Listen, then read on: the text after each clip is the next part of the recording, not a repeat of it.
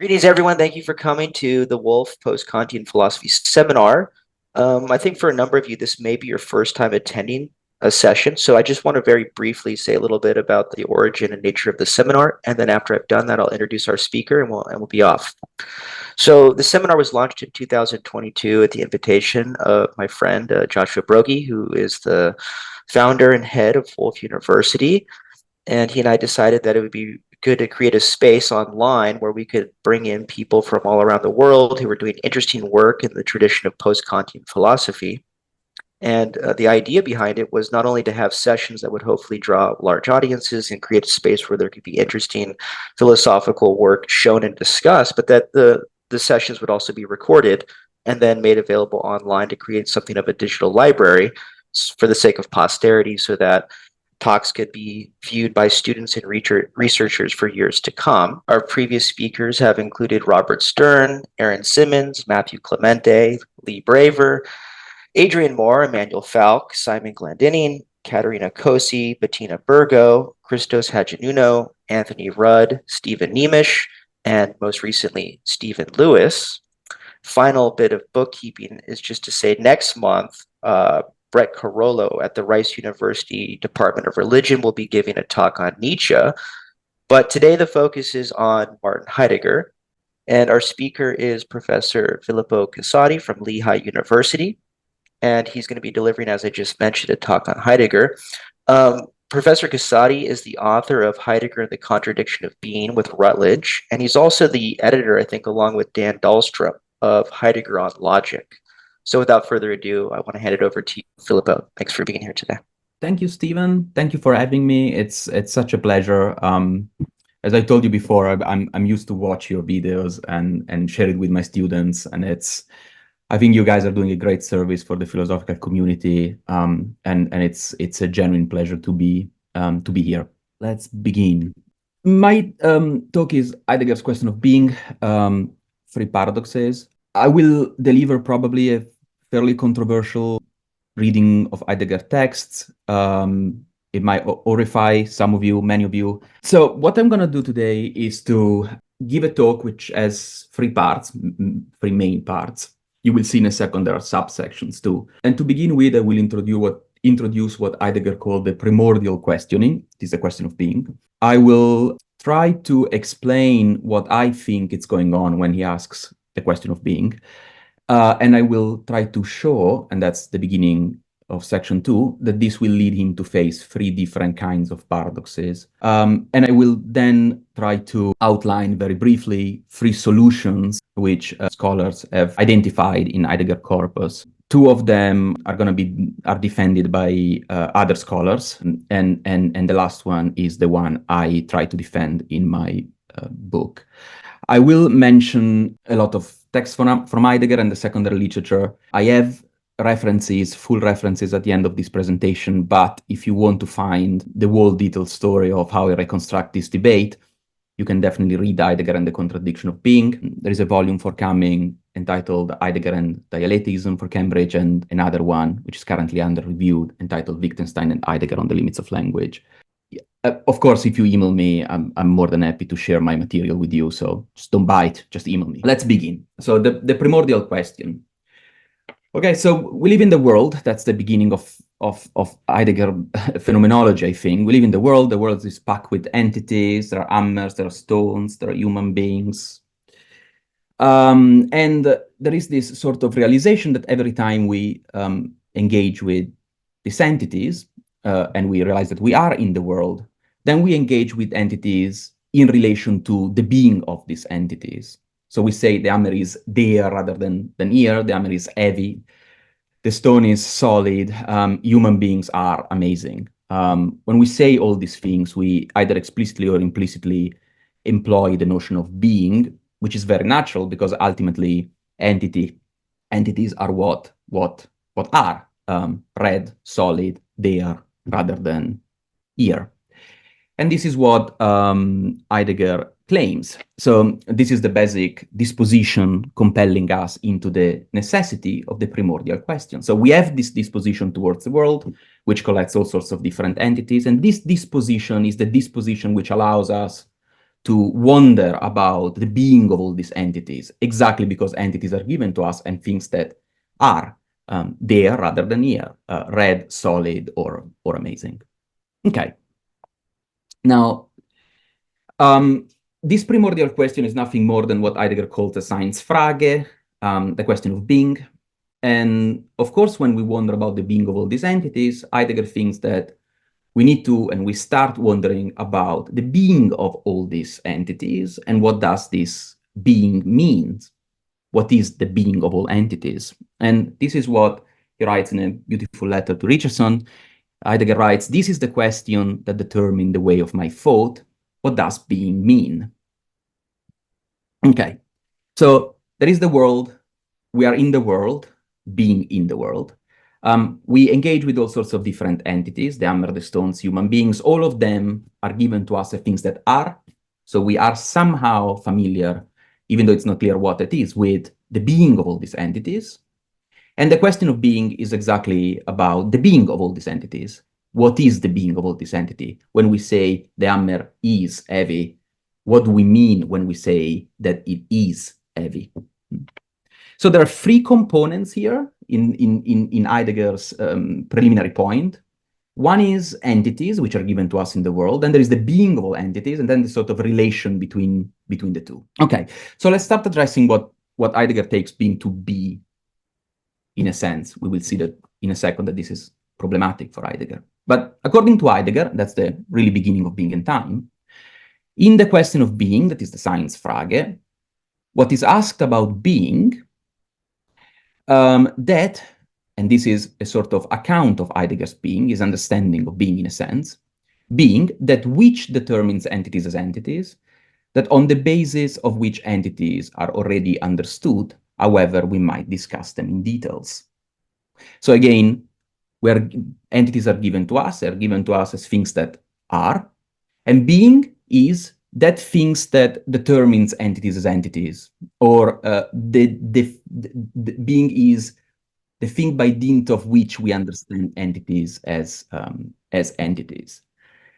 Now, you might have noticed that in this definition, Heidegger shifts between determining and understanding. And I think that if you kind of, take this shift seriously, if it is a shift at all, then you can kind of reconstruct the debate which happened recently and also not so recently about the notion of being. So some people take being to be a sort of metaphysical notion, that they develop a sort of metaphysical interpretation of being. And when Heidegger says that being determines entities as entities, what they understand is that being is what makes all entities be. So there is something ontologically, metaphysically substantial in being. There is something rather than nothing because of being, because being is what makes all entities be. Now, other researchers, philosophers, and scholars have taken very seriously the idea that being is what allows us to understand entities. And this is what is usually called the intelligibility interpretation and of the notion of being. And if you follow the intelligibility interpretation, then you might end up saying things like, being is what makes all entities intelligible. And this seems to be a notion which is vaguely more, in a sense, epistemological than the previous one. Now, you don't need to think that these two ways are incompatible. You might want to say that these are two ways to express the same things, but as a matter of fact, when Heideggerians talk about the notion of being, they seem to shift from one to another or use them interchangeably, but they still use them both. So, for instance, when you read people supporting or being coherent with the metaphysical interpretation, you read things like, being of an entity is its ontological framework. This, of course, seems to belong to the metaphysical understanding of being. Being is the essential structure of entities. This is Golub. Heidegger's philosophy is a metaphysical doctrine. This is Pogler. Being is what is that which enables entities to be.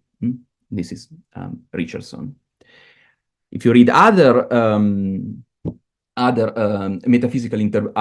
scholars supporting the metaphysical interpretation, especially the one belonging to the analytic tradition engaging with Heidegger, then you might read, for instance, Chris McDaniel and Graham Priest, and both of them clearly refer to Heidegger as a metaphysical notion or an ontological notion, because as strange as it might seem, I think there is some plausibility. McDaniel takes being to be basically expressed by the existential quantifier, and Priest takes Heidegger's being to be an equivalent of the Meinongian Außersein. And in both cases, these notions are metaphysical notions. They're not epistemical notions. If you read other scholars, then they seem to underscore, underline, or flirt more with the intelligibility interpretation than the metaphysical interpretation. This is Golob, shifting from one interpretation to the other. One being is the way in which Dasein understands entities. Being, Dreyfus writes, is not a substance, a process, an event, or anything that we normally come across. Rather, it is a fundamental aspect of entities, that is their intelligibility. So being here is associated with the intelligibility of entities. Rose writes, Heidegger himself spoke of the being of an entity as a way of considering its intelligibility as the entity it is. And Karman, in his famous book, writes that being is the intelligibility, or more precisely, the condition of the intelligibility of entities as entities. So, of course, Karman seems to say something different than Dreyfus. For instance, Dreyfus equates being with the intelligibility of entities. Karman seems to equate being with the condition of possibility of the intelligibility of entities. But what is clear is that all these authors seem to flirt or be closer to the intelligibility interpretation rather than the metaphysical one. Now, fair enough, we have somehow a grasp of what being might mean, but what about entities? Ultimately, being is supposed to make entities be or be intelligible, but what are these entities? Now, if we read Heidegger extensively, we find a lot of examples of what entities are. So entities are hammers, clocks, stairs, corridors, windows, chairs, bench, blackboards, classrooms, house and yard, forest and field, sun, light, heat. Entities are a piece of wood, a rock, a knife, a watch. Entities are the weather, pain, the number 5, fortune, bravery. Now, this list is interesting because we can see that there are a lot of different things that Heidegger is happy to count as entities. Material things, hammers, clocks, stairs, corridors, and more abstract things like fortune or bravery, artistic things like painting, and more vague things like the weather. What the weather is not clear, but he's happy to take it to be an entity. Now, if we are not happy with examples of what entities are, but we want some sort of definition, then in his introduction to metaphysics, Heidegger seems to give us a sort of definition of metaphysics, of entities. And he writes that entities embrace all that is. So if something is in any way, then we are legitimate to take that thing to be an entity. Their domain, so the domain of entities, is limited only by what simply is not and ever is, which seems to suggest that entities must be to be entities. So, you know, the hammer is heavy, the stone is solid, human beings are amazing, all these things are, and therefore, they are entities. All these entities are, they have being, and they are entities exactly because they have being.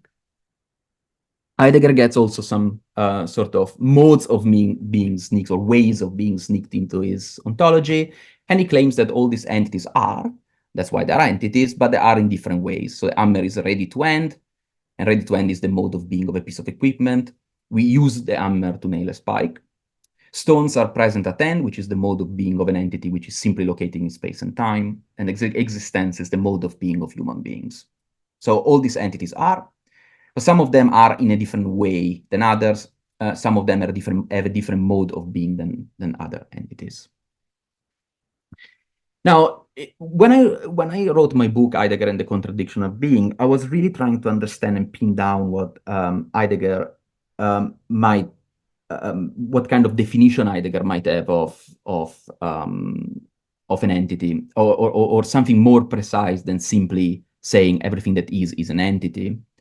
And I thought I identified 3 ways in which Heidegger maybe doesn't define entities, but accounts for what entities are. And these are characterizations of entities which are heavily discussed in the secondary literature about Heidegger. So in a sense, I'm not doing anything weird at this stage yet. And in particular, I identify three conditional statements. The last one is a biconditional statement, which might be used to characterize what Heidegger takes an entity to be.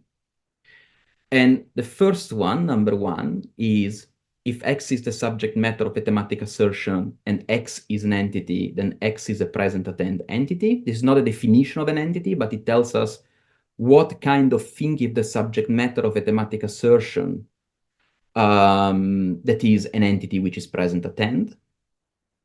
The second conditional statement claims that if X is the subject matter of an assertion that X is an entity, so entities are what can function and must function as a subject matter of an assertion. And a third account or characterization of an entity, this is closer to a definition because there is a biconditional. So the third one claims that X is an entity if and only if X has a reason. And this is, of course, very close to the principle of sufficient reason. So let's try to dig into this three characterization of entities in more details. So let's start with the first one. So if X is a subject matter of a thematic assertion and X is an entity, then X is a present attend entity. Okay. So this sort of conditional statement is heavily employed and discussed and supported by Dahlstrom. And he relates what he calls the logical prejudice to the conditional statement number one. And he claims, supported by Heidegger, he thinks, that thematic assertions are A, a distinctive form of communication, which B, is capable of bearing truth, and by C, determining an entity as thus and so. And these assertions, that is, thematic assertions, frame the entity they are about into a logical, mathematical, biological, theological theory.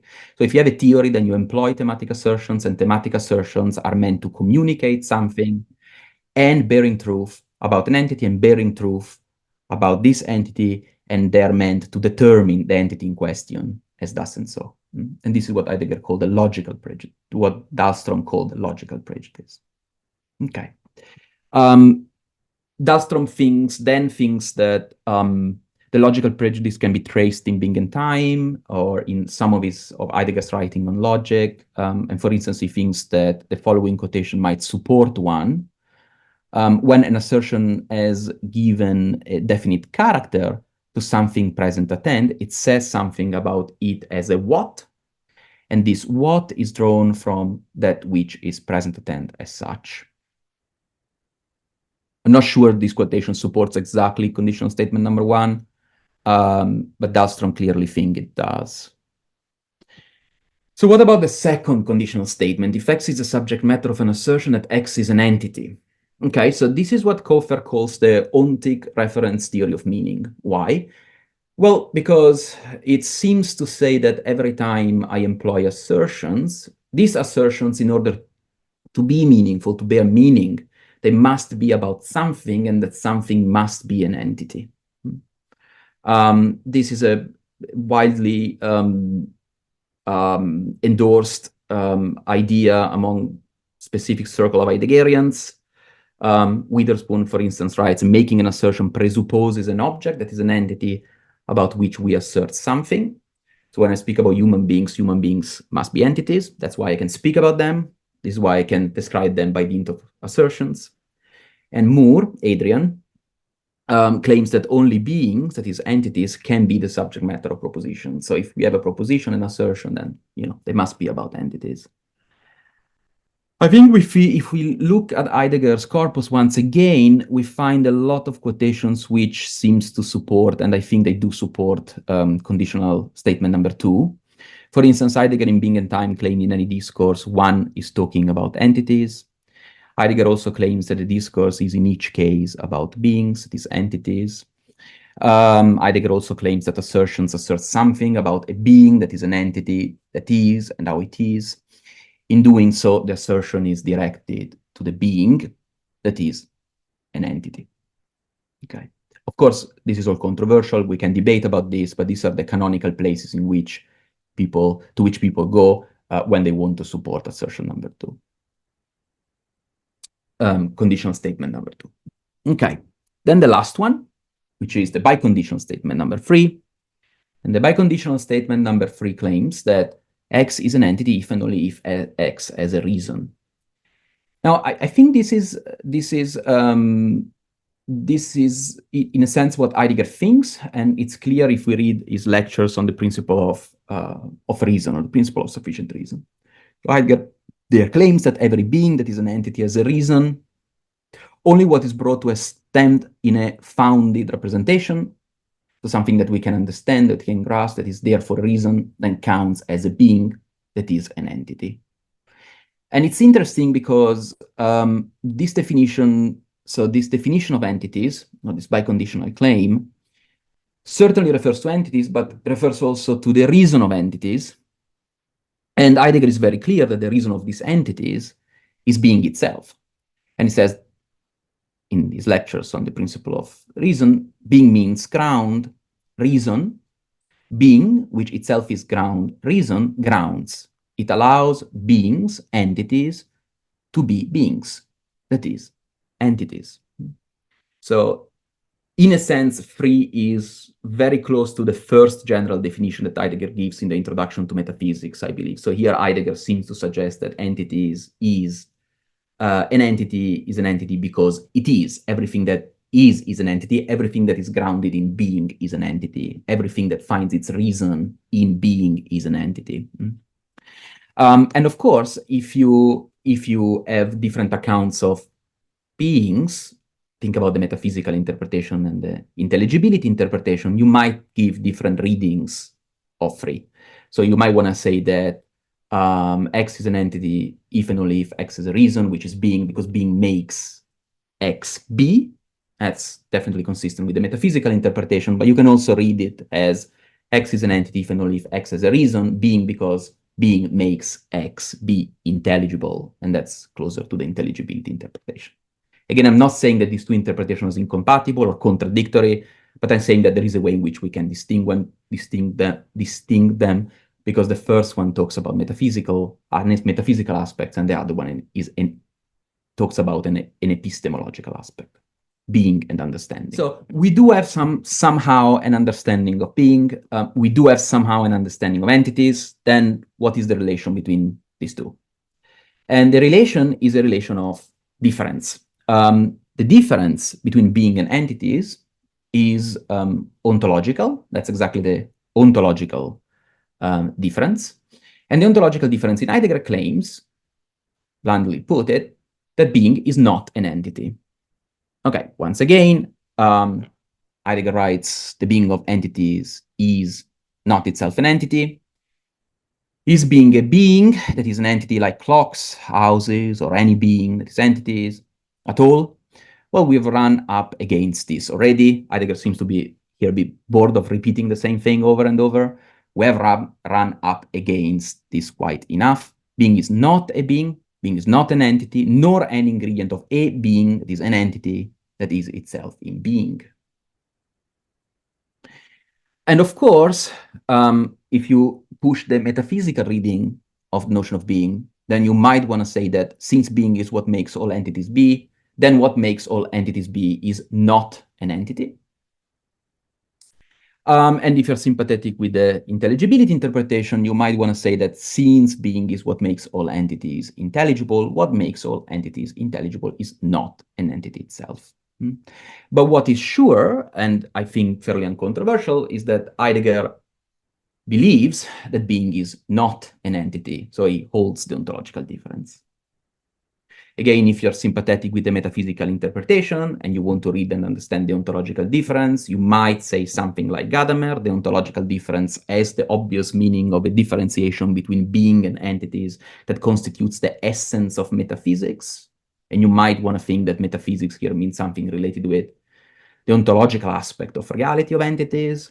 While if you are sympathetic with the intelligibility interpretation and you want to understand and read the ontological difference, and you might want to say something like Sembrera, that is, the difference between being and entities is the distinction between a criterion for meaningfulness or intelligibility, that is being, and a meaningful thing itself, that is an intelligible entity. Now, as I promised you before, I think that if this is what Heidegger endorsed, then this sort of assumptions, so what being is supposed to be or do, and entities and the relation between the two. Well, all these elements in the Heideggerian philosophy, in Heidegger's philosophy, will lead him to face some contradictions. I think Heidegger is explicit about this. I can show you a quotation in which he thinks that all these elements don't fit together very well, that he finds himself mirrored in contradictions. But let's try to reconstruct at least three possible ways in which we can understand this sort of arising of contradictions and paradoxes. Okay, in particular, I will discuss what I call in my book the ontic paradox, and then two different kinds of ontological paradoxes, which I call ontological paradox 1 and ontological paradox 2. So the ontic paradox, I call it ontic because it's a paradox which is about some entities. You'll see in a second what that means. And I refer to the ontological paradox 1 and 2 as ontological because these are paradoxes which are supposed to be about being. You can think that these are also paradoxes about the nothing, but if you want, we can talk about this, but we don't need to talk about this now in this presentation. Another interesting observation is that you can cluster these paradoxes, these three paradoxes, in another way. So not ontic and ontological, but ontic paradox and ontological paradox 1 together, because these are going to be paradoxes which are concerned with language. So they're paradoxes of ineffability. And the last one is not concerned with language, so technically it's not a paradox of ineffability. So let's start with the first one, the ontic paradox. Okay, so the first assumption of the ontic paradox is that being and time develops a science of being. This is what Heidegger himself claims. And for this reason, it employs thematic assertions in talking about, let's say, hammers. As we have discussed before, thematic assertions are exactly the kind of assertions which are employed when we theorize about something. So the science of being seems to be science, so a theoretical activity. When we develop a science of being, therefore, we're supposed to use thematic assertions or to employ thematic assertions. So this is why it's sensible to believe that if being and time develops a science of being, then being and time must employ thematic assertions in light of what Heidegger himself claims about thematic assertions. So if being and time talks about hammers, and he wants to develop a science of the being of hammers, then he must employ thematic assertions in talking about hammers. Fine.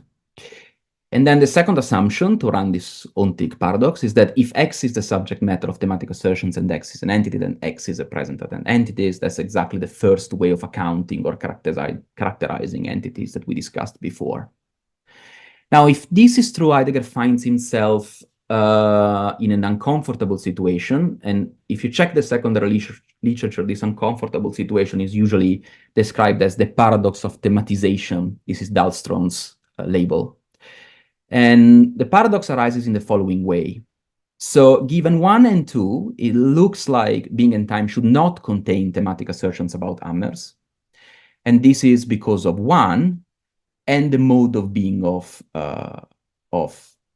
hammers.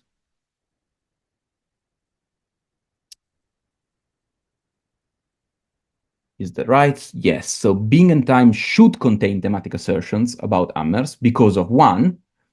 No,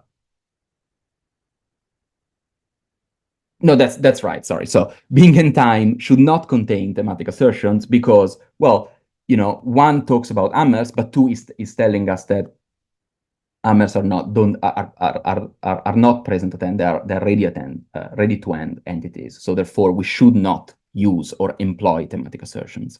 But because being and time is supposed to be a science of being, and among the things also a science of being of hammers, then it's supposed to contain thematic assertions, and this is because of 1.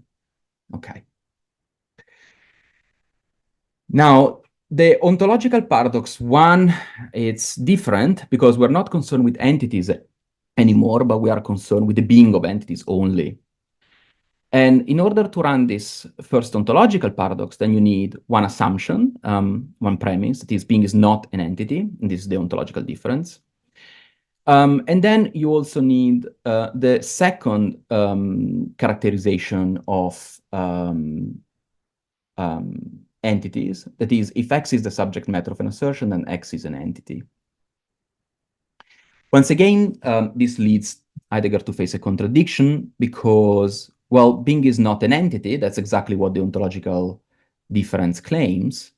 But then being must be an entity too, because of the second characterization of assertions and entities, that is, if X is the subject matter of an assertion, that X is an entity, and let's say the ontological difference, which is taken to be an assertion about entities. You don't need the ontological difference here, you just need any assertion about being. So even being makes all entities be would do the trick, of course, because that is supposed to be an assertions, and assertions are about entities. So since that is an assertion about being, then being must be an entity too. So if being is not an entity, and if it is true that if X is the subject matter of an assertion, then X is an entity, then being must be an entity, must not be an entity because of the ontological difference, but it also must be an entity because, for instance, the ontological difference is itself an assertion, and assertions are about entities, therefore being must be an entity. Okay. The second ontological paradox is different because we don't employ any account of assertions in order to run it. So the starting point is exactly the same, and it says that being is not an entity, and that's the ontological difference.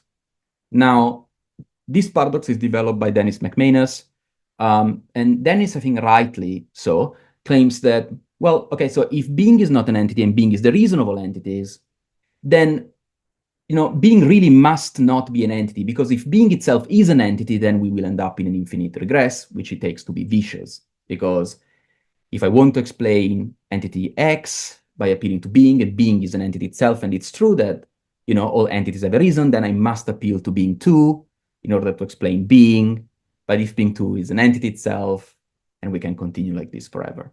Now, I think the appeal to infinite regress is problematic. I've written about this. I think you need more than just appealing to a vicious infinite regress. But for the sake of the argument, let's say that it's really important that being is not an entity. Price you pay if it is an entity is that you will end up with an infinite regress. And then you need some sort of account of being or understanding of being or definition of being, I'm not sure, which comes out of the metaphysical interpretation and the intelligibility interpretation. That is something like being is what makes all entities be, or being is what makes all entities be intelligible. Again, that's function of what kind of interpretation you take.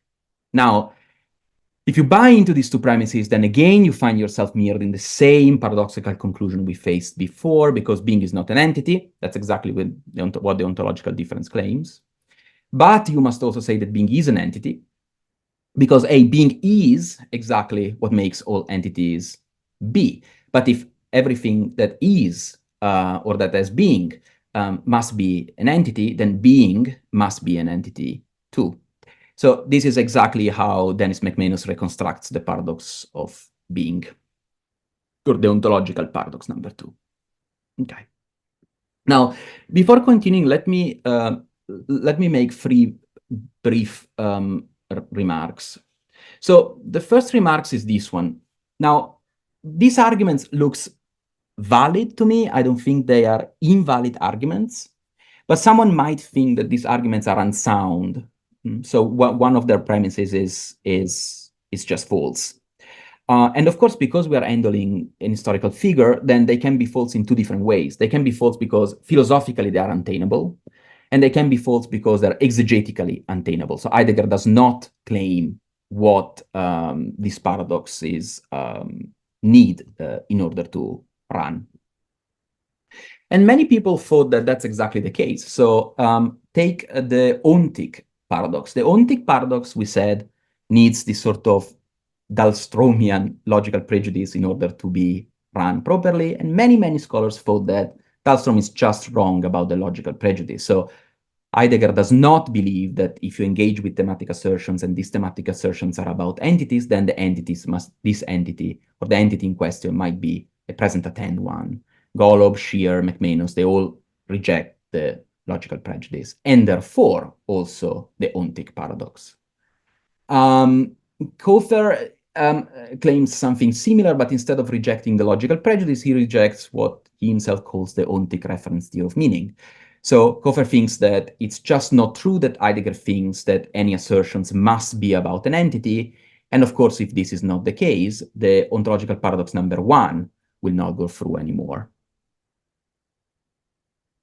So the second remark that I want to put on the table is this one. So the ontological paradox 1 and the ontological paradox 2 are very different paradoxes because, as I said before, the first gives you some sort of ineffability of being, and it relies on a certain account of language, the same account that Kofer is rejecting, while the ontological paradox 2 does not rely on any account of language. It relies on the ontological difference and what being is supposed to do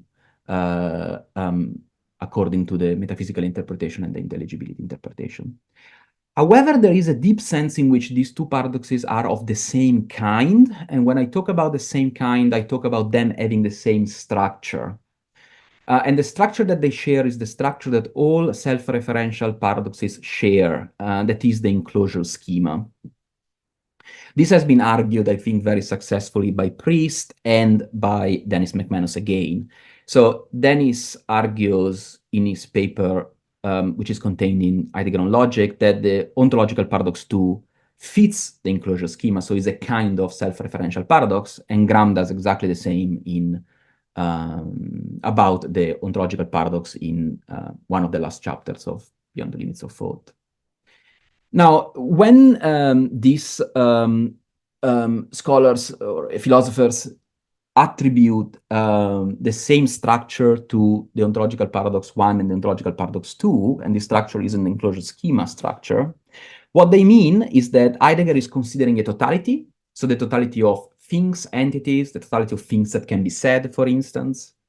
And then Heidegger is engaging with something like a transcendental closure. This is a technical term, it's a function in logic, but it doesn't matter for our purposes. It's enough to understand that transcendental closure is some sort of idea that you must go beyond this totality, in Heidegger's case, the totality of things, or the totality of things that can be said. And in so doing, you find yourself stuck half inside the totality and half outside the totality, right? So think about the paradox, the ontological paradox 1 and the ontological paradox 2. Then you both of them end up facing this paradoxical conclusion according to which being is an entity, therefore it's inside the totality of entities, but then being is also not an entity, so it has to be outside the totality too. Okay. Of course, this can be formalized in logical terms. Both Priest and McManus and I did it too in my book. But it's interesting for what I will say later that they share this common structure. So the last remark is, and the third one is me putting some cards on the table. So the first thing I want to say is that I believe that the ontic paradox is problematic for both philosophical reasons and exegetical reasons. I think it's not particularly plausible to think that thematic assertions must refer to a very specific kind of entities, that is the present attent entities, and I also think that it's not easy to find exegetical reasons to think that this is the case for Heidegger. According to my experience, at least, there are very few and unclear textual evidences in its favor. So I'm not a big fan of what Dahlstrom calls the paradox of thematization. The second thing I want to say is that I believe that the ontological paradox 1 seems to be exegetically correct. And the reason why I think it is correct is that not only the assumption, I believe that it's possible to find a lot of textual evidences according to which Heidegger believes that assertions must be about entities, but there is also a sense in which Heidegger is explicit in claiming that, well, nothing can be said about being because being is ineffable, or that saying the saying of being, this is Heidegger himself, in the form of a lecture, this is in his Time and Being lectures, remains itself an obstacle of this kind, lecture as spoken merely in propositional statements. Now, it seems that the reason why we find some obstacles in saying something about being is because of the propositional statements contained in the lecture. So there is something which escape propositional statements when we talk about being. And this seems to me to suggest some sort of version of the paradox of ineffability.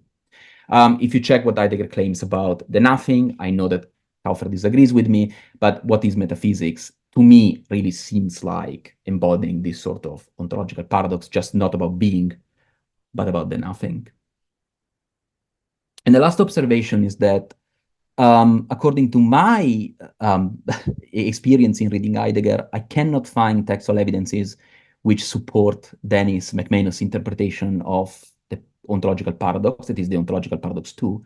However, I find Dennis' reconstruction of the paradox the most compelling one from a philosophical point of view, because even though I think that Heidegger is committed to the second characterization of entities, that is the one which talks about assertions and the fact that they must be about entities, I do believe that philosophically it's not easy to argue in favor of that premise, and for this reason I find the second way of reconstructing the contradiction of being or the ontological paradox more reliable, lighter, and philosophically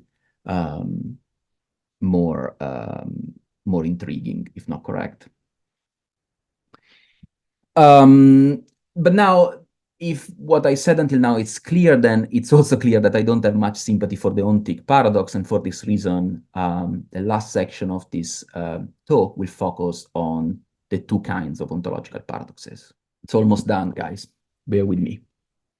Now, if Heidegger faces these contradictions, if it's true that Heidegger faces the contradiction, then it's charitable to wonder about how Heidegger tries to overcome these contradictions, or use these contradictions, or exploit these contradictions to do philosophy.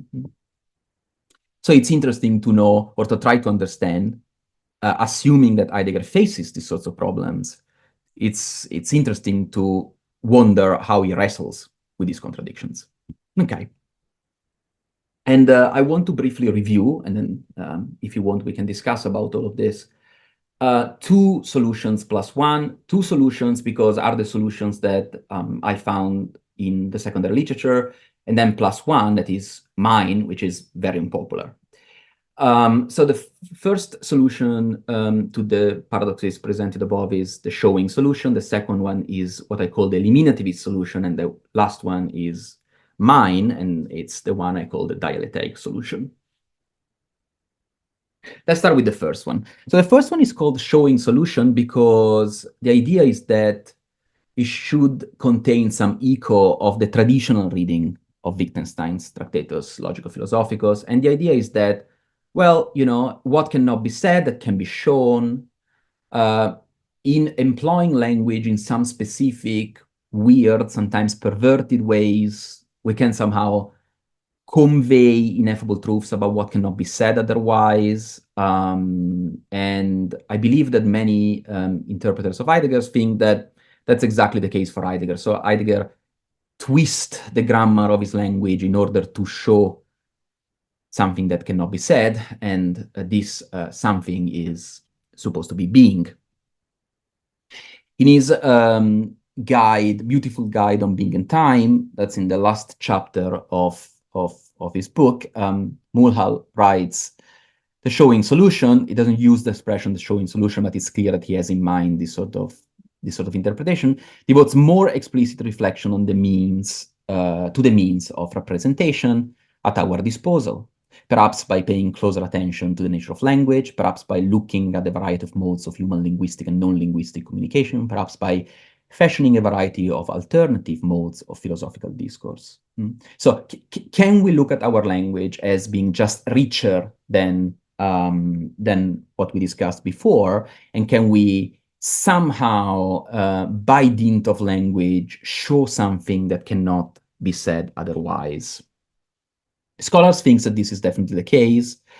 Many scholars do think so. Think about what Dahlstrom and even Crowell sometimes claims about formal indications. A lot has been written about Heidegger's appealing to poetry. Adrian Moore appeals or suggests that something interesting happens when Heidegger uses his, let's say, quotation from Adrian, linguistic shenanigans.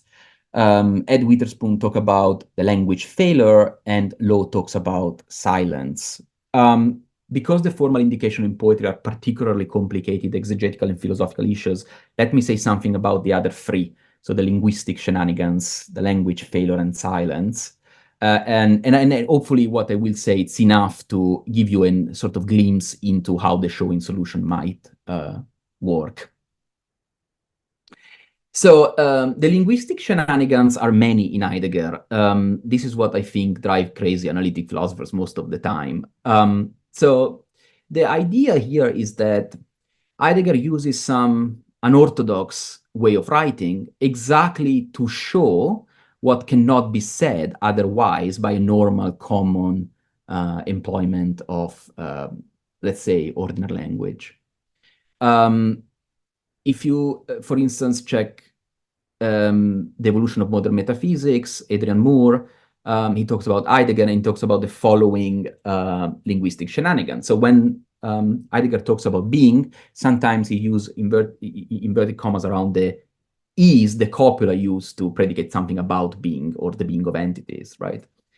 So for instance, Heidegger writes, the being of being is itself not a being.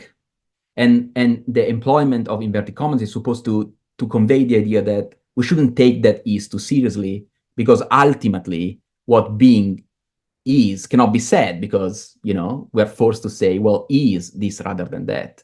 Or it's meant to show that something is somehow unorthodox in that copula. This is even more explicit when we talk about, or we think about, being under erasure. So when Heidegger writes some of his reflections on being, sometimes he uses being and he writes being and he crosses it out, he erases it with a cross.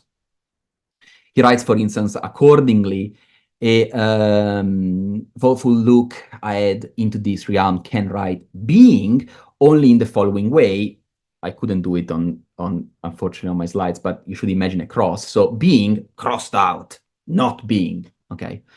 And I mean, some interpreters think that that's exactly what you're forced to do when your language cannot express being. So I write it down and then I immediately cross it. That's another way of twisting your language, or employ graphic signs in order, or symbols in order to convey what cannot be said otherwise, or show what cannot be said otherwise. This becomes even more explicit if we follow Adrian Moore's reading, when Heidegger starts to omit the copula when he talks about being. So Heidegger writes, well, being is the abyss that's in the principle of reason. But he also immediately corrects and says, well, being abyss. And this is supposed to convey the idea that there is something awkward, odd, if not wrong or misleading, in attribute being to being. And therefore, the only way that we can talk about being is to just break our grammar and just remove the copula. These are all strategies which are supposed to be employed in order to show what cannot be said. I keep referring to Adrian Moore. Adrian has a specific understanding of these passages, which is not, of course, traditional, which of course does not follow the traditional reading of Wittgenstein. It has a combined reading of Wittgenstein, but you can rephrase what Adrian claims in accordance with the traditional reading of Wittgenstein, and this is how you would read those passages. Okay.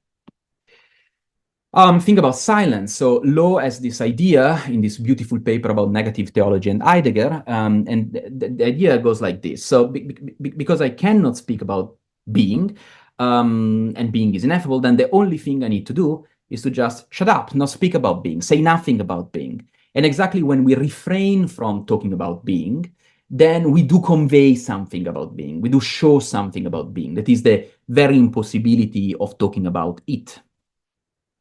And he thinks that this is one of the main sort of tenets of the contributions to philosophy. Law refers to this quotation explicitly. Bearing silence is the logic of philosophy, in as much philosophy seeks the truth of the essential occurrence of being. So if you really care about the essential occurrence of being, then you need to bear silence. You need to be silent. Another interpretation or another way of understanding the showing solution is defended by Witherspoon. And Witherspoon has a particularly interesting interpretation because you can really see here the connection with the traditional understanding of Wittgenstein's Tractatus Logico Philosophicus. And Witherspoon thinks that it is true that Heidegger says a lot of things about being, and it is true that if Heidegger is right about the nature of being, that is, that being is not, then being shouldn't be said. This is why all these sentences amounts to nothing, to meaningless propositions, to things that don't say or convey anything, to just nothing more than nonsense, in a sense. And Witherspoon thinks, following the traditional reading, that it is exactly in failing in trying to convey something about being that something is shown about being. Is the breaking up of our language that is supposed to convey or show something about being itself. And this is what Witherspoon claims about being and the nothing. His paper is about both. He writes, sentences that purport to use being as a referring expression do not say anything, right? Because they don't refer to anything. There is no object towards which they can, so to speak, point. Precisely by not saying anything, precisely by not being meaningful, precisely by not being sensical, Heidegger's sentences can show this insight to the discerning reader. So if you are a careful reader, then you understand that Heidegger is up to do exactly what Wittgenstein was up to do according to the traditional reading. That is, in producing this nonsense shows you something about what cannot be said. And this is why he stresses, Heidegger, that his sentences do not say anything. Okay, enough for the showing solution. Now, what about the eliminativist solution? The eliminativist solution is a mess in the sense that it's very difficult for me to understand how they exactly use this eliminativist strategy. But in general, what they think is this. They is the supporters of the eliminativist solution. What they think is, well, okay, so Heidegger has this complicated metaphysics with a lot of pieces going on. One is the ontological difference. One is some sort of account of assertions of language, let's say. These things give us some sort of problems embodied by paradoxical conclusions and contradictions. Then what this amount to is a sort of reductio ad absurdum of the Heideggerian project itself. This is something that is suggested by McManus in his paper entitled The Being and Time Project. And Dennis writes, the radical conclusion I'm suggesting Heidegger considers corresponds to what is the outcome that shows that argument, that is the ontological paradox 2, to be a reductio ad absurdum. Now, Dennis does not explain what is the subject matter of this reductio ad absurdum. What is reduced to absurdity is not clear to me, but of course, a good candidate is the notion of being itself.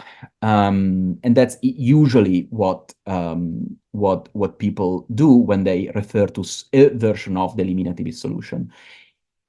Now, it's interesting to note that many people that are interested in Heidegger from the analytic side of the barricade employ a version of this strategy. So Peter van Inwagen seems to believe that if you take being not to be a quantifier, but to be something that is supposed to be the ground or blah, blah, blah, then you're mirrored you get mirrored into contradictions, and this must function as a reductio ad absurdum of the whole Heideggerian project. Okay.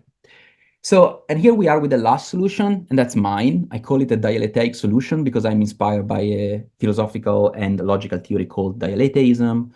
Now, dialetheism believes that some contradictions are true, in particular, contradictions which are related to paradoxes and paradoxes of the self-reference. They don't need to be paradoxes of the self-reference, but these are the paradigmatic cases. So the liar paradox, for instance, is a sentence which is true. If it's true, it's false. If it's false, it's true.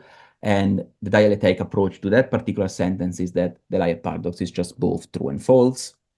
And my point in my book and in some of the things I published is exactly that a viable exegetical and philosophical approach to the late Heidegger is to attribute to him this sort of dialectic approach. So if dialecticism is okay with some contradictions being true, then I would say that Heidegger commits himself or must commit himself or should commit himself to the truthfulness of the following pair of contradictory statements. That is, being is an entity and being is not an entity. I mean, ultimately, this is exactly the paradoxical conclusion on which you land running the ontological paradox 1 and the ontological paradox 2. Now, because dialetheism takes some contradictions to be true, and because the principle of non-contradiction is telling us that no contradictions can be true, there is a sense in which we need to limit the principle of non-contradiction, and we need to definitely restrict what logicians calls the ex falso quod libet, which says that from any contradiction, any arbitrary proposition will follow. That is, you have a trivial theory. So if I am right, Heidegger must be somehow committed to the idea that it's true that being is an entity and not an entity, and also that we need to critically engage with the principle of non-contradiction. And I think you can find some evidences, in particular in the contribution to philosophy. I think that's the place in which Heidegger is more explicit. So for instance, when he talks about entities and beings, Heidegger writes, beings, this term names not only the actual, and certainly not if this is taken as the present attend and the latter merely as the object of knowledge, not only the actual of any sort, but at the same time the possible, the necessary, and the accidental. Everything that stands in being in any way whatsoever, even including negativity and no things. So I take negativity to be non-being, no things to be things that are not entities, non-entities, and here it seems to suggest that we have some cases in which something that is pure negativity, something that is not a thing, can be also a thing, can be also an entity. And that seems to be contradictory, and Heidegger takes this statement to be contradictory because the paragraph after, in the paragraph after, or maybe two paragraphs after, sorry, he claims that those who fancy themselves only too clever and immediately uncover a contradiction here, since indeed known beings, for instance, being and nothing cannot be, are thinking in much too narrow a way with their non-contradiction and as the measure of being, namely the essence of beings, that is entities. So here again, Heidegger seems to suggest that, well, if you think that what is must be and what is not cannot be, then if you think that, you know, like something cannot be and not be an entity at the same time, then and you reject this conclusion because of the principle of contradiction, because this is a contradiction. Contradictions cannot be the case, cannot be true. Then, you know, in a way, you're not thinking deep enough. Philosophers should think better about these contradictions. And one way to interpret these passages is to think that, well, some contradictions are just okay. Being is exactly that. What is and is not, what is an entity and what is not an entity. Okay, now some final thoughts to summarize what I've done and add some food for thoughts for the discussion. Now, it seems to me that the showing solution does not work for the ontological paradox 2. And the reason is that the ontological paradox 2 is not directly or immediately or explicitly concerned with language. So the showing solution presupposes that the problem is our language and tries to find in language a solution to the impossibility of express being in language. But of course, I mean, this seems to be sort of powerless. This strategy seems to be powerless if the problem is not about language, but it's just about what being is supposed to be and what being is supposed to do, which is exactly, in a sense, McManus' point when he articulates the ontological paradox number 2. Also, I think that it seems to me that B, the eliminative solution, appears to be exegetically insensitive. I mean, it seems to me very clear that Heidegger never abandons the notion of being. Okay, you might think about the notion of being in different ways, but certainly, I mean, from what I can understand reading Heidegger, it doesn't seem plausible to read Heidegger as a sort of big project which ends up in a reductio absurdum of the notion of being itself. And here I want to stop and hear your thoughts if you guys are interested in having a chat. Then it seems to me that Pace the showing solution, the dialectic solution, has a at least philosophical advantage over the other approaches, because it seems to me that if you endorse a dialectic solution, at least philosophically speaking, that's a philosophical point, not an exegetical point. We can discuss about the exegesis, of course, but here I'm making a philosophical point. Then the dialectic solution seems to me to solve both the ontological paradox and the ontological paradox 1 and the ontological paradox 2. And this is supposed to be a point in favor, a philosophical point in favor of the dialectic solution, because usually analytic philosophers and logicians believe in the principle of uniform solution. And the principle of uniform solution believes and claims that if two paradoxes are of the same kind, then they should have the same kind of solution. Now, remember that before we have argued, and I've tried to show very quickly, that the ontological paradox 1 and the ontological paradox 2 are very different. The first is a linguistic paradox, the paradox of ineffability. The second one is not.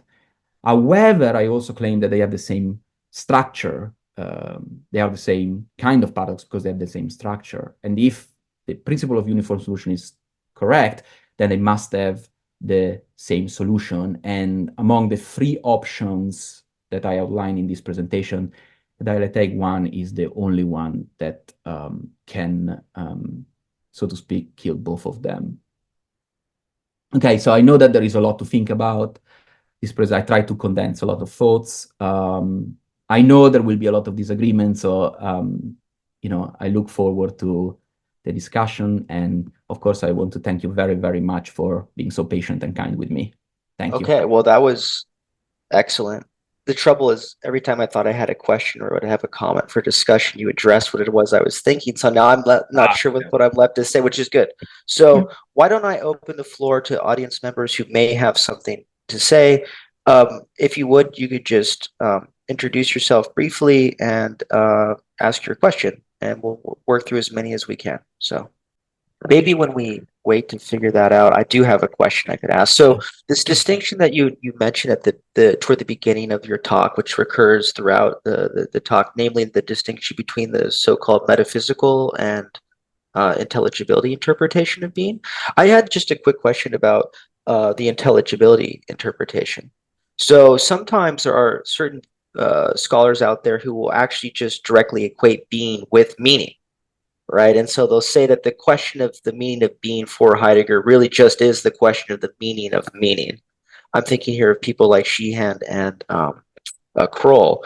Do you have any thoughts about, as a matter of maybe exegesis, what to make of that particular formulation of the intelligibility thesis, and then furthermore, philosophically, what bearing, if at all, that would have on some of the paradoxes that you're addressing? So that's an excellent question, Stephen. Thanks. So that's not my favorite way of reading Heidegger. I'm very sympathetic with a sort of metaphysical interpretation of the notion of being. So I'm not even particularly sympathetic with this sort of Dreyfusian way of reading the notion of being as something related with the intelligibility of things. Now, sometimes they articulate positions such that the distinction between the metaphysical and the intelligible is blurred, in a sense that what is for you is what is intelligible, such that it's a sort of the distinction I'm making is artificial. And that's okay, I think that's definitely a possible way of reading Heidegger. I always try to distinguish these two interpretations, because very often it happened to me that one way in which people think that the paradoxes I have outlined right now do not arise is because I take being to be a metaphysical notion, but if I take being as an intelligibility notion, then these paradoxes don't arise. And I think that's just not true, because you can run these two paradoxes regardless of what you think is the best interpretation of the notion of being. So, I mean, the cheap answer, the answer is, well, I definitely favor the metaphysical reading against the intelligibility reading. We can discuss about, we can discuss why I think so. I also think that there is a way of spelling out the intelligibility interpretation which would make me happy. But I also think that given what I'm interested in, that is the sort of contradictions which seem to arise in Heidegger's thought, I think you can recover these contradictions regardless of what kind of interpretation you prefer of being. Does this make sense, Stephen? Yeah, no, that makes sense. So, I mean, one thing I was thinking is the formulation of the ontic paradox. We can, I think, maybe set that aside. The paradox that I've always been interested in, most of all, myself as a reader of Heidegger from the very first time I was introduced to Being in Time, is, I think, ontological paradox one. With the ineffability of being. Because, I mean, one thing that's interesting about what's going on in Heidegger is that, and this happens, I think, throughout the history of philosophy, is that readers of a great philosopher who think carefully about this philosopher's body of thought or system, or call it what you will, come to a position where they say, well, it just seems like this thinker is making arguably a just fundamental terrible blunder. And at the same time, it seems as if this thinker, being as great as he or she is, couldn't be capable of having overlooked what it is we take ourselves to be seen. And I think this is a really wonderful illustration of it. It's like, well, could it really be the case that when Heidegger was writing Being and Time, after he keeps insisting that being is not an entity and that assertions have to be about entities, he then tries to write a book of thematic assertions about being. Yeah. So, Yeah. does that at all help your case that Heidegger would have clearly been aware of what appears to be a contradiction, and so he must have some way, he thinks, of reconciling this paradox, even in Being and Time itself? And presumably, this is why people are motivated to formulate these showing solutions, right? As they think that Heidegger was aware of this apparent contradiction. This is what the showing solutions are meant to do. That's right. Yeah. So you just summarized perfectly the point. So of course, you read my interpretation, or for what matters, Adrian's interpretation, or Witherspoon interpretation. We can continue, and all of us disagree on the solution, but we don't disagree that there is a paradox. But of course, there are a notion of Heideggerians who are ready to disagree on the very existence of the paradox in Heidegger, exactly because it looks uncharitable, as you say, right? I mean, come on, is Heidegger dumb? Is it possible that it doesn't realize? Okay, and and I think there are also people who thinks that no, he doesn't realize, and this is because he's a bad philosopher, right? And that seems to be equally uncharitable, I think, because like, come on, is it really possible? Now, I agree with you. So the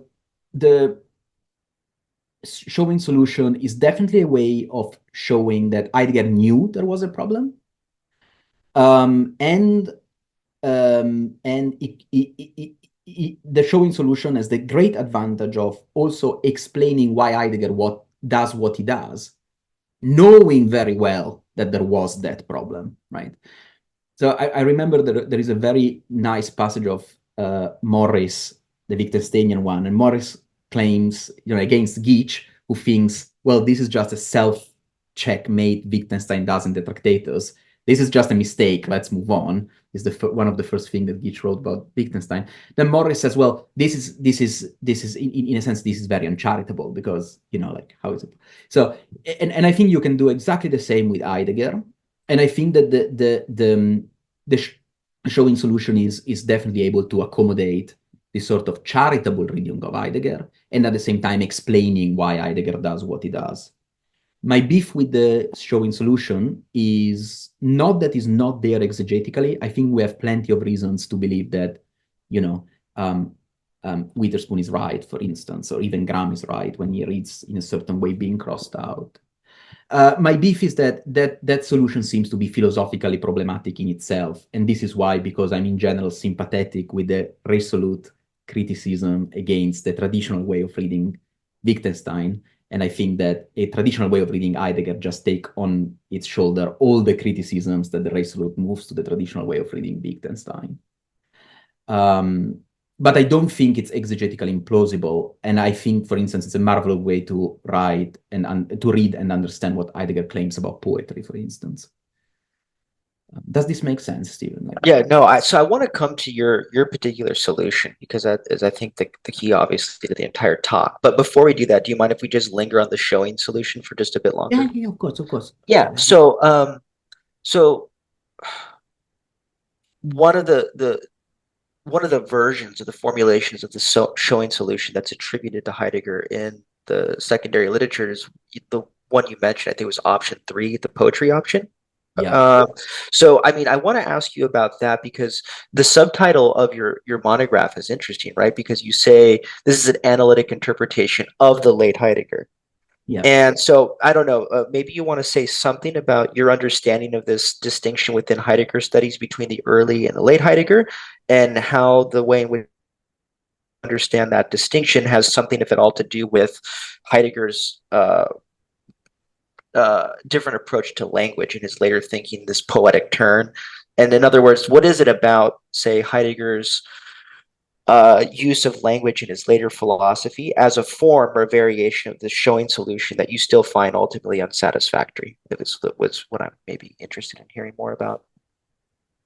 Yeah, thanks, Stephen. That's again great questions. So usually scholars, not all of them, usually scholars are happy to distinguish two parts of Heidegger, the first and the later. The later is what happens more or less after what is metaphysics, 29, 30, 33. Here we start, drifting towards another way of doing things for Heidegger. And usually the later Heidegger is canonically taken to be very obscure. He talks a lot about Hölderlin, he talks a lot about poetry. He starts using language. I mean, if Being and Time was weird, then he goes ballistic in the contributions to philosophy and so on and so forth. To me, when I read the second Heidegger, it's very difficult not to see, if you read the second Heidegger in light of the paradoxes, that's all that, in light of the paradoxes that we discussed, then it's really striking that he seems to believe that the problem is language, and he seems to believe that we just need to break the grammar or the syntax of the language. He says this explicitly when he talks about poetry. There is something, in a sense, holy in this breaking of the grammar, which is supposed to reveal to us what cannot be said otherwise. And I think this is something that permeates the second Heidegger. So, I think it's there. And this is why I don't think that the showing solution is so easily dismissible from an exegetical point of view. Of course, this is predicated upon the acceptance that there is the problem the showing solution wants to accept. I mean, many Heideggerians don't grant that either. So, okay. Now, now, if the showing solution can be a way to read or sort of navigate the second Heidegger, what about my interpretation? Because clearly my interpretation goes against the showing solution. It's radically different. And I think that my interpretation needs to be heavily, because it's an interpretation, it has some exegetical ambition. That's what an interpretation is. But I also think that it needs to be heavily qualified. So I don't believe that Heidegger endorses dialetheism. I don't believe it's easy to show that Heidegger endorses dialetheism, but I believe that it's, and I'm working on another monograph with Daniel Dahlstrom about this. I believe that it's possible to trace some shadows of dialetheism in the unpublished works of Heidegger, and in particular in the contributions to philosophy. And it's interesting that Heidegger seems to systematically later on challenge basic principles of logic, the principle of identity, the principle of reason, and now there is this recently, I think, published, but for many years unpublished documents on the principle of non-contradiction.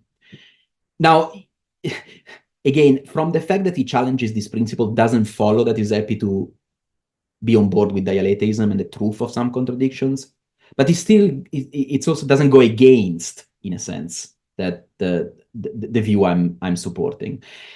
So I think that if you read what Heidegger is happy to publish, the showing solution has a lot of momentum. But if you focus on things that have been published after his death, or he was not so self-confident in publishing, then I think you can find a lot of sort of hints of a dialectic solution, especially in the notion of decision in the contributions to philosophy, I think.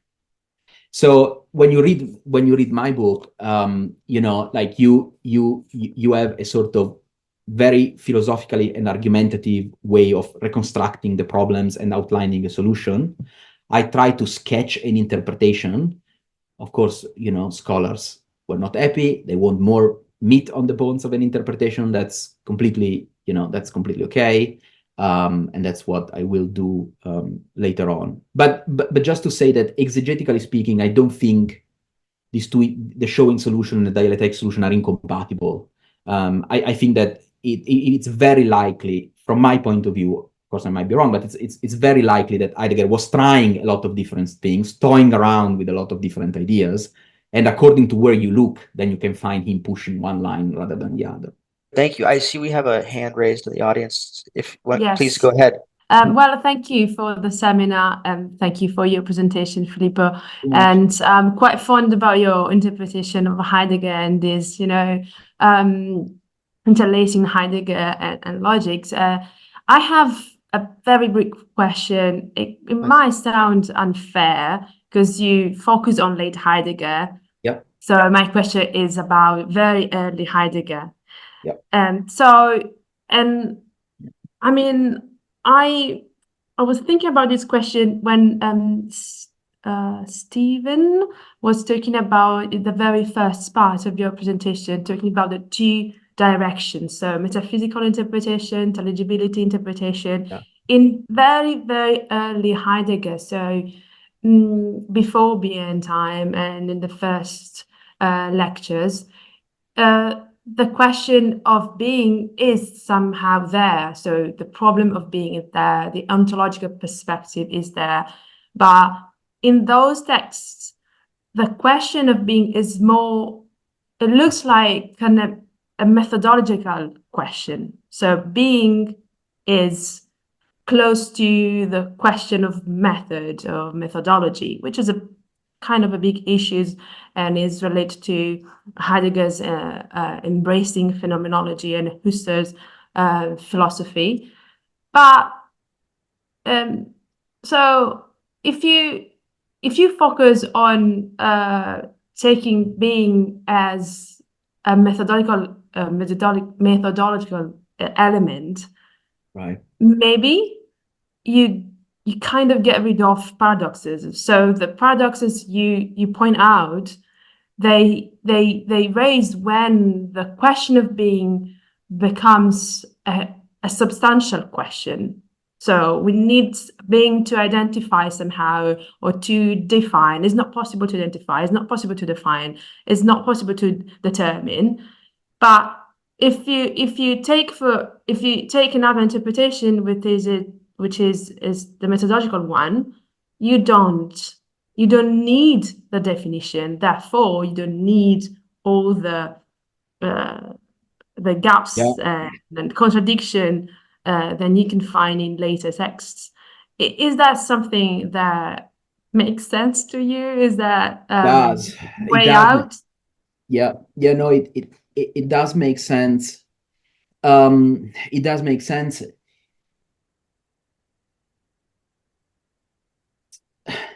So I think it makes sense if you, in particular, if you think about the ontological paradox too, because like maybe there is a way to run this sort of methodological approach to being and the question of being, such that the ontological paradox too doesn't arise. My worry is that the paradox Stephen is interested in, so the ontological paradox number 2, that is nasty, because there is this idea that, well, okay, assertions are about entities and being is not an entity. So, okay, you might, I'm playing the nasty card now, but like someone, I can easily imagine someone who sees these paradoxes in Heidegger coming back to you and say, well, okay, so maybe it's not so important that you can define it or not. Maybe it's no important because it's just sort of methodological principle which helps you to do philosophy or guide your philosophizing, right?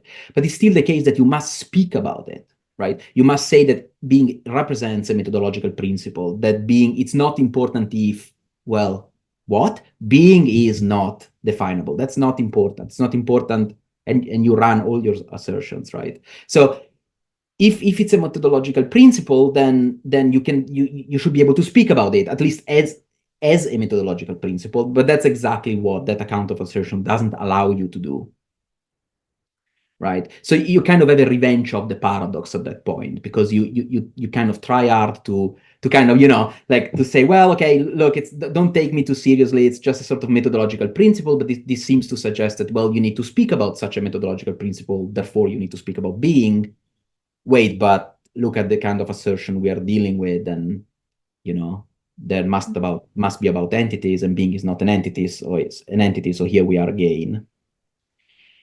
Having said that, I do believe that there is something really deep in this methodological approach. And I think something like this, maybe wouldn't agree with me, but something like this has been pushed by some works written by Gilles Neer.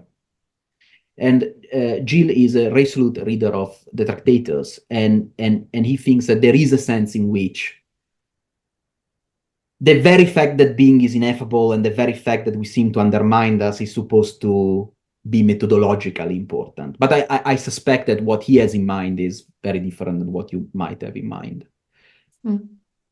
So to me, it seems that it's a very intriguing idea that this notion of being is supposed to play a methodological role in our philosophizing. I find that very, very intuitive, especially if I think about the very early Heidegger, even when he talks about Aristotle, for instance. But then I think in order to get rid of the paradoxes, we need to run an additional story about, for instance, why those arguments are unsound. Because as soon as you grant that assertions work in that way, then the ineffability will kick in again. Does it make sense, Julia? Yes, of course, Okay. of course. Okay. Yeah, I Thank you. mean, it's a big problem. I know that. Thank you anyway. Thank you, Julia. Thank you very much. And thank you for Well, Julia, coming. if you have a follow-up question, I want to allow it in just a moment, but I see we have another hand raised. So I want to turn to this other person who may have a question. So, yeah. Yes. Hello. Thank you very much for your talk. Thank you. I'm a linguist, and I'm interested in philosophy of language and linguistics. That's not a question. It's a comment and words of gratitude, because I've been looking at paradoxes in linguistics, in Caesarean linguistics, where the paradoxes arise from how you define, how you understand language. What kind of being is language? This is not a question which the Saussure answers, but within his course, there are numerous definitions which may amount to a paradox. And I think that you show a way of dealing with those paradoxes through your logic and through your distinction between metaphysical, ontological, methodological approaches. So I think that what you've been talking about is not only relevant to Heidegger, of course, but I'm finding it relevant for a completely different field, structural linguistics. So I just wanted to thank you for that. Yeah, thank you so much. It's this way of engaging with Heidegger has collected some antipathies among the scholars. Some people liked it and some people didn't like. That's as Stephen told me at the beginning of this conversation, that's in the nature of what we do. Philosophers disagree, and he's right. But it's always good to hear that, you know, even outside philosophy, people can find it interesting. Can I put on the table some other little things that you might find interesting? So the problem with, it's not a problem, but it's a feature of Heidegger. But Heidegger is an obscure thinker. It's not an analytic thinker. You need a lot of, I mean, this is the result of me cleaning up Heidegger's philosophy a lot and kind of reduce it to, you know, its bare bones in a sense. It's basic moves on the chessboard. These issues are super complicated. Heideggerians would disagree on all sorts of different points with me. So, okay. But if you want to recover the same kind of paradoxes, the same kind of problems without the Heideggerian German, sometimes it's helpful. The dialogue between Russell and Meinong account of defective objects. This is something that Meinong developed later on. I'm sure that you might find this debate very, very, very interesting. Very interesting. And a lot of Grand Priest on nanism or neo-Meinongianism, but in general, the topic of defective objects in Meinong is exactly about this. So how is it possible that we're able to talk about something that is not there, so to speak? And you're right. I mean, this has collected a lot of interest in linguistics. I mean, think about Moltmann, for instance. Right, and I do believe, that's my conviction, that if you take these kinds of problems seriously, then tweaking the logic, playing a bit with the paraconsistent logic, with dialetheism, might help you to find really fascinating solutions. I mean, maybe they're not the last word. I'm sure they're not the last word, but it looks to me a substantial progress. So I hope this helps. But if you want to know more, drop me an email. And I sent you all my paper about defective objects, my book, whatever. Yeah. So I look forward to hear again from you. Thank you very much for attending. Thank you very much. Thank you. Thank you. Julia, did you have a follow-up you want to ask now, or okay? Filippo, do you have time for a couple more questions? Absolutely, absolutely, Okay, my pleasure. good. I mean, I could stay here all day and keep asking you questions, but in the interest of time, I'm going to limit myself to two, if that's okay with you. So the first burning question that I've had, and this is one that I've had for a long time, ever since I first started reading Heidegger, and I think there's different ways of getting at this question through the material presented today. And I think the main way to do this is this idea of silence. So one of the variations of the showing solution was silence. And you had a quotation from somewhere in Heidegger's corpus, I can't remember whether it was the contributions or elsewhere, where you talk about this idea of burying silence. And I can't help but think about another sort of intellectual tradition that has this similar fundamental preoccupation, methodologically speaking, with ineffability, which is mysticism, and particularly in forms of Christian mysticism and negative theology, this idea that part of the reason why the mystics write so much is that they're trying to say something that can't be said, and there's this sort of paradoxical sense in which they're up against. Well, this gets to my question: what's the urge to ask the signs vraga? So for Heidegger, right, we have this idea that in the existential analytic, that Dasein is the being for whom its being is at stake or is at issue for it. It's the being for whom there has an understanding of being, a pre-ontological understanding of being. But I've always wondered, because when you get into these world collapse interpretations, right, of being in time with authenticity, there's a sense in which that's when the urge to make sense of being in a way is said to give out. But that this is also simultaneously, according to these interpretations, precisely when we have the most insight, in a way, into what being is. So I wonder if you, just generally speaking, have something to say about, maybe from Heidegger's own point of view as you read him, and then maybe your own view if you happen to disagree. What is it about Dasein, or the human being, that's driving or motivating this urge or this desire to express being or to understand being? And do you ultimately think that that's something that Heidegger thinks we have to maybe get over? Maybe the idea is, yeah, we have to be silent. We have to exit that urge or something. I wonder if you have thoughts about this, about the methodological role of silence and ineffability and the desire to kind of make sense of being in language, whether this is what's going on there. Yeah, when I read Being and Time, it looks to me like I wrote a paper about this, and it went nowhere. It was impossible to sell this paper to anyone. I don't know why, but my idea was there is something that is typical of the human being, the Dasein, which is unique of the Dasein, which is the fact that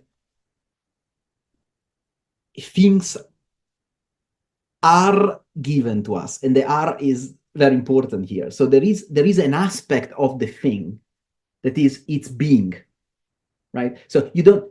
Sometimes I think that Heidegger doesn't think that you need to work yourself into the question of being. That if you just experience things, then you are already, you bump into it, right? You bump into it as literally as you bump into the table. Like, you don't need an intellectual gymnastic. This is not something like, I read Aristotle's Metaphysics, and I work myself into seeing why the substance might play the role that. When I read Being and Time, I have this feeling that the way in which we are is our being open to experience things as they are, and therefore the being of these things. Right? And sometimes I do think that that would be a beautiful resolute way of reading Heidegger, one way to understand this Heideggerian struggle in articulating being is just to show how difficult it is, and maybe you shouldn't articulate this being, that you should just let it be, right? You should just let things be, and know that you just, any way of theorizing about it, of turning it into a piece of philosophy, would somehow divorce from the very nature of that experience. And I think there is a beautiful way of that's what I was trying to do, but this paper went nowhere. So I was trying to do by appealing to the notion of great riddle in Cora Diamond and Stephen Mulhall. So, you know, this idea that there is something that is given to you, and this something appears to you as utterly unintelligible. You don't get it, but you bump into it. You just can't, you know, you would be intellectually dishonest in just pretending it's not happening. But that's exactly the kind of thing that you should wrestle with and keep wrestling with as a riddle that doesn't have an answer, right? That's the way in which we are, you know, thrown into a world which is the being of which is riddling for us in a very special way. That is, there is no articulable solution to that riddle. That's why it's a great riddle, right?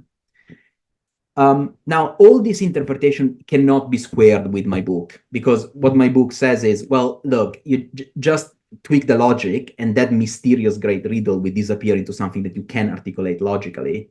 Just buy into a logic which allows you to say contradictory things. But I do think, regardless of my attachment to my own reading, of course, I do think that pushing in a reading of Heidegger, in particular the late Heidegger, I have in mind, for instance, his dialogues, the conversations. To me, that looks like something you were suggesting with the mystical approach. So there is this thing, you don't need to work yourself. It's not an intellectual operation. It's just an existential one. For the very fact that you are, then you are slapped with this, with the being of beings, and then that's the mystery in which you are sunk into.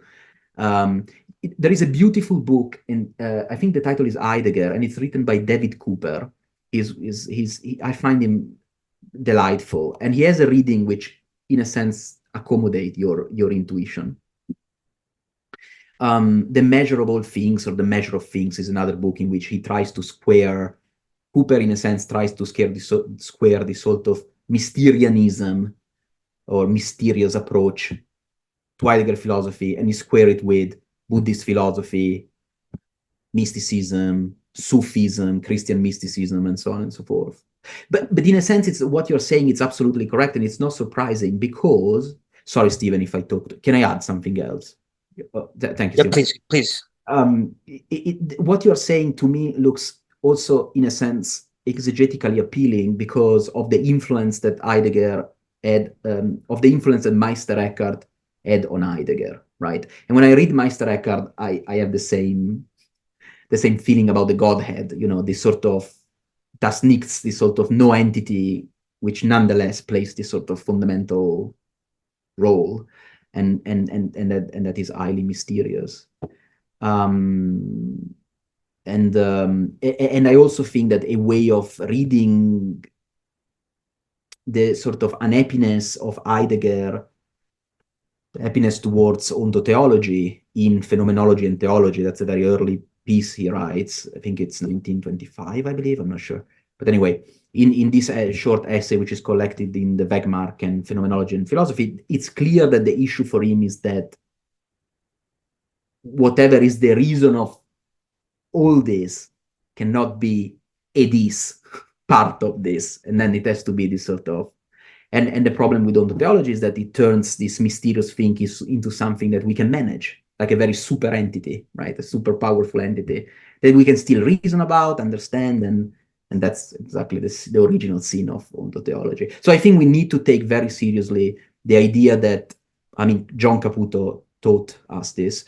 We need to take very seriously the idea that Heidegger has something to do with this mystical tradition. And I think these paradoxes can really accommodate this intuition. It's a way of arguing for these paradoxes, because these are the same kind of paradoxes, as you say, that you find in the mystical tradition. So in a sense, it's okay that they are organic to Heidegger, if we are right that Heidegger has this influence, this mystical influence, I think. Well, here's a final question that I think gets into much of what we've just been discussing in a slightly different way. So, suppose someone agrees that you have presented what would be a formal solution to this paradox. But they say, but that's not what we should ultimately be interested in, insofar as we're still committed to what makes Heidegger a phenomenologist. We want a, as it were, phenomenological solution. So what I mean here is Husserl, right, draws this famous distinction between varieties of nonsense. So you have things that he says are, in a way, nonsensical because they're attributing contradictory properties or predicates to the same thing, right? But he thinks that that's distinguishable from what you could call like ungrammatical pure gibberish, right? So this gets, I'm thinking about this when you were mentioning Meinong. So like impossible objects or contradictory objects, like a square circle, that has a sense for Husserl, and I think it does for Heidegger. So what I want to ask you then is, when we're dealing with, well, I don't know if you want to call them propositions, but for example, the proposition being is an entity, and then the proposition being is not an entity, there we have this apparent contradiction. What difference, if at all, is there in your view between that latter form of contradiction, the one that you've been focused on today, this apparent contradiction in Heidegger's thought that's generated from his commitment to the ontological difference, along with this attempt to speak about being, which seems to entail the fact that he's treating thereby being as an entity? What's the difference between that contradiction and, for example, this other kind of contradiction that other philosophers had already recognized, namely like, well, a square circle. A thing can't be both a square and a circle at the same time. Is it that, well, is there a difference between these kinds of contradictions in your view? And if so, what is the difference that makes the difference, or is this a similar kind of phenomenon? Yeah. It's another absolutely fantastic question, Stephen. So, they're both contradictory objects. So, X is contradictory because S is squared and X is not squared because it's circle. But, you know, and X is contradictory because X is not an entity and X is an entity. So, prima facie, they're both inconsistent, and someone might say, like Grand Prix, for instance, well, if you get into the true contradictions, then, well, they're both truly inconsistent objects, maybe in impossible worlds or whatever, but, you know, like, okay, so prima facie, they are, I think, very similar, if not the same kind of problem. Okay, I do think, though, that they are different in this sense. So think about Meinung. So Meinung have objects. Objects can exist or not, or subsist, if you buy into modes of being. And then all objects have Außersein. Außersein is just their being an object, right? So, okay. And every object has a So-Sein, which collects the properties that that object has. So, I mean, Stephen might have the property, the So-Sein, collecting the following properties. He's very smart, he's intelligent, he writes beautiful books, invited Filippo at the conference, at the workshop, and, you know, like, and he works for this university rather than that. Fine. And then, of course, Stephen exists.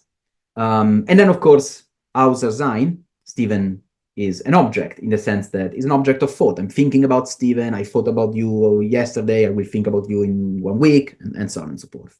Okay, fine. Now, the square circle is going to be inconsistent because it has inconsistent property into its So-Sein, right? Because it will have the property of being circled and the property of not being circled, the property of being squared and the property of not being squared. And these, of course, are inconsistent properties. Now, some neo-Meinongians think that's okay, some neo-Meinongian thinks that's not okay, big debate, fine.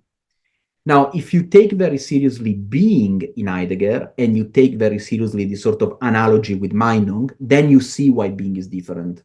Because being is not going to be inconsistent on the level of the So-Sein, but it's going to be inconsistent at the level of the Außersein, because it's going to be an object and not. So in a sense, it's a deeper contradiction, because the condition of possibility for you to have a So-Sein is to be an object, and therefore to have So-Sein. So metaphysical looks to me like it's a deeper contradiction. So sorry if I mixed up Heidegger and Meinung, but it was just to give you a glimpse of how you might think, well, formally they are the same, they are both inconsistent, but metaphysically they are different, because even for Heidegger, in order to have features and properties, you must be something. So, you know, so that seems to be a sort of more, it's a deeper contradiction, more radical, more fundamental contradiction than just having inconsistent properties. Yeah, that's really good. I mean, could you just refresh my memory as we conclude? What then is preventing Heidegger, on your view, from just simply rejecting the thesis that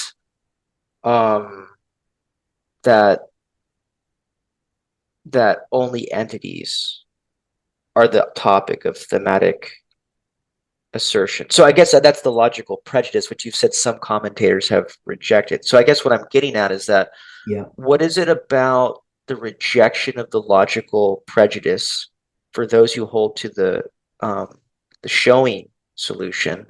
What is it about that line that you feel like still doesn't resolve the solution? Because when you were talking just now, very usefully and helpfully, I think, about this deep contradiction, my inclination was to say, like, wait a second, that just sounds like the ontological difference to me.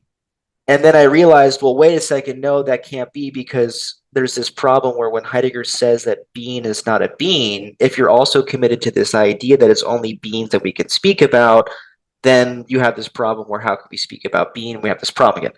So in other words, I guess what I'm getting at is, could you just remind me how exactly the rejection of the logical prejudice isn't supposed to ultimately, for in your view, reconcile this contradiction that arises nonetheless when we speak about being? Yeah, so let's see if this is convincing. If it's not, you shoot back. So the logical prejudice is what is an expression that Dahlstrom used in order to refer to the first characterization of entity. So which is the one about thematic assertions. Okay. In order to recover the ontological paradox 1, then you don't need the logical prejudice. You did what Koeffer calls the ontic account of reference of meaning. Right. So if one, so I right, yeah, sorry, that's what I would have been thinking about. Yes, the ontological reference, right? Yeah. Yes. So if we focus on the ontic reference thing, then you might want to say, so then you might want to say, okay, so Filippo, if the paradox is triggered by this ontic reference theory, then why don't you use this paradox as a reductio ad absurdum of the ontic reference theory rather than being? Right. So what you're now developing is a sort of eliminativist account, not the showing anymore, because the showing takes very seriously both, because that gives you momentum for running the showing solution. But now, Stephen, it seems to me that you're running an eliminativist view, an eliminativist solution, because instead of reducing ad absurdum being, you reduce ad absurdum the assumption which gives you the contradictory nature of being.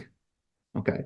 But then, in a sense, you can ask the same question. So why that is not the case? Why do you want to keep the ontic reference theory? Why don't you just jettison that and finish off the game? Okay, now you can answer that question, I think, from an exegetical point of view and a philosophical point of view. So exegetically, it looks to me that Heidegger buys into it.